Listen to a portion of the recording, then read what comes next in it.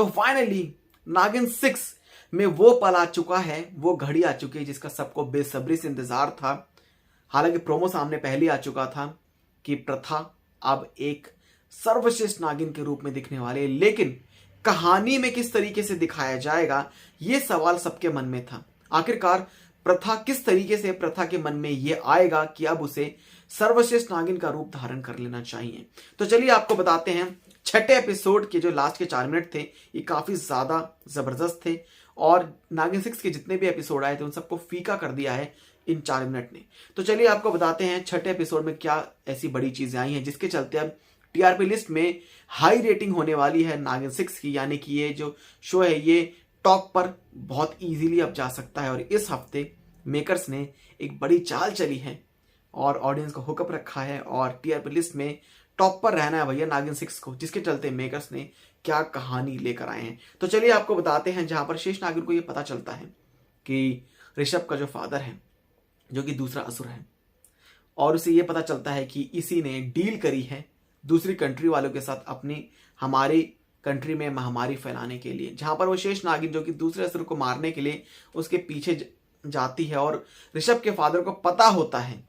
कि मेरे पीछे एक नागिन पड़ी है जो कि मुझे मारना चाहती है, और उस नागिन को कब्जा करने के लिए ऑलरेडी पहले ही सपेरे वो लेकर खड़ा होता है। वहां पे उसके पास बहुत सारे सपेरे होते हैं जो कि बीन बजाते हैं, और बीन बजाने के बाद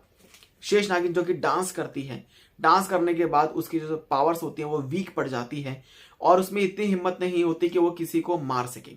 और इन्हीं सब के दौरान प्रथा आ जाती है वहां पे, और प्रथा जब देखती है शेष नागिन को कि वो गिरी हुई है जमीन पर, और उसके बाद जो उसका गुस्सा सामने निकल कर आता है, और उसी गुस्से को निकालने के लिए यानी कि मेकर्स ने कुछ ऐसे दिखाया है कि प्रथा को जब गुस्सा आएगा, हालांकि उससे पहले काफी सीधी सादी भोली भाली रोती बिलखती हुई दिखाई प्रथा को, लेकिन जब उसे गुस्सा आया तो उसने अपना विकराल रूप, सर्वश्रेष्ठ नागिन का रूप उसने अपना रिवील कर दिया। तो आपको बताते हैं कि इस तरीके से मेकर्स ने कहानी में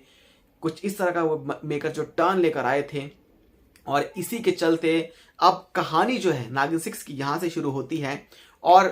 अपने ही फादर इन लॉ को क्या मार पाएगी सर्वश्रेष्ठ नागिन। जी हाँ, क्योंकि दूसरे असुर का कन्फ्रंटेशन हो चुका है, कन्फ्रंट हो चुका है। आखिरकार ऋषभ के फादर को पता चल चुका है कि उसकी जो बहू है वो ही एक सर्वश्रेष्ठ नागिन है जो कि असुरों का अंत करने ही आई है, और दूसरा असुर उसका ही फादर इन लॉ है। लेकिन अब क्या होगा कहानी में, ये बड़ा ट्विस्ट है, और इसी ट्विस्ट को जानने के लिए अब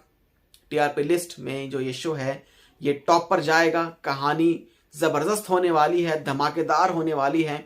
हालांकि आपको बताते हैं कि सबकी एक्टिंग के बारे में मैं आपको बताऊं तो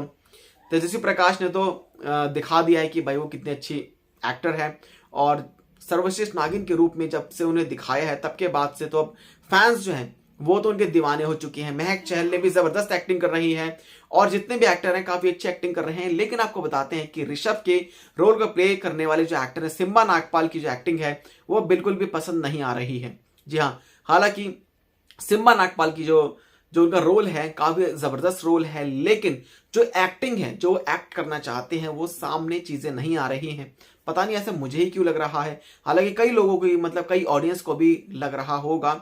और सब यही कह रहे हैं सोशल मीडिया पर कि सिम्बा नागपाल एक्टिंग को थोड़ा सा अच्छा करो। और सिम्बा नागपाल के जो भाई का रोल प्ले कर रहे हैं अभिषेक वर्मा, जो कि रितेश का रोल प्ले कर रहे हैं, उनकी एक्टिंग ऐसा लगता है कि वो इसमें मेन लीड किरदार में है, और सिम्बा नागपाल जो कि सपोर्टिंग रोल में प्ले कर रहे हैं। तो कुछ ऐसा लग रहा है। हालांकि आपको बताते हैं कि अब नागिन 6 की जो कहानी काफी धमाकेदार होने वाली है, और कई अच्छे प्रोमोज भी सामने आएंगे, और प्रोमो का खुलासा करने के लिए आप हमारे चैनल को सब्सक्राइब कर लो, प्रेस द बेल आइकन, ताकि सबसे पहले इंफॉर्मेशन आपके पास हमारी पहुंच जाए।